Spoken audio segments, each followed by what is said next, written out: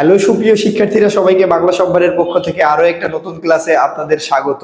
তারপরে দেখেন আমাদের তৎসম উপসর্গ রয়েছে কয়টি? তৎসম উপসর্গ রয়েছে 20টি। এই 20টি তৎসম উপসর্গ মনে রাখতে পারি কি? আশুবিনি, অনু, অব, অধি, অব। আশুবিনি, অনু, অব, অধি, অব।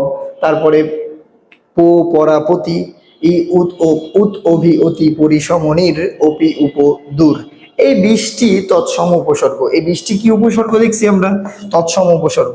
কিন্তু এই জায়গাতে একটু ভালো করে লক্ষ্য করবেন, এই যে আ, সু, বি, নি, এই যে এইটা যে রয়েছে, এখানে যে 4টা উপসর্গ রয়েছে, এই 4টি উপসর্গ বাংলাতেও আছে, আবার তৎসমতেও আছে। বাংলাতেও আছে, আবার কি তৎসমতেও আছে। আপনি চাইলে দেখতে পারেন এখানে এই যে আ, তারপরে এই যে সু, তারপরে বি এর বি, আর নয়ে নি এর নি।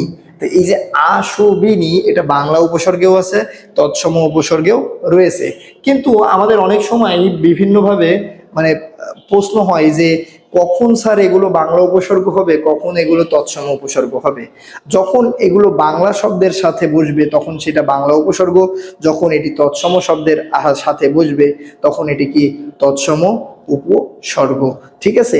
তো তৎসম উপসর্গ এবং বাংলা উপসর্গের ক্ষেত্রে আমরা এই কনসেপ্টটা বুঝতে পারছি যে এটা যখন বাংলা উপসর্গ হিসাবে বসবে তখন এটা বাংলা উপসর্গ, আর যখন তৎসম উপসর্গ হিসাবে তৎসম শব্দের সাথে বসবে তখন সেটা কি তৎসম উপসর্গ। বাংলা সম্ভারের ক্লাসগুলো যদি আপনাদের ভালো লাগে, বাংলা সম্ভারের YouTube channel, Facebook page like, follow দিয়ে আমাদের পাশে থাকবেন এবং আমাদের ক্লাসগুলো বন্ধুদের মাঝে শেয়ার করুন। ধন্যবাদ সবাইকে। আসসালামু আলাইকুম।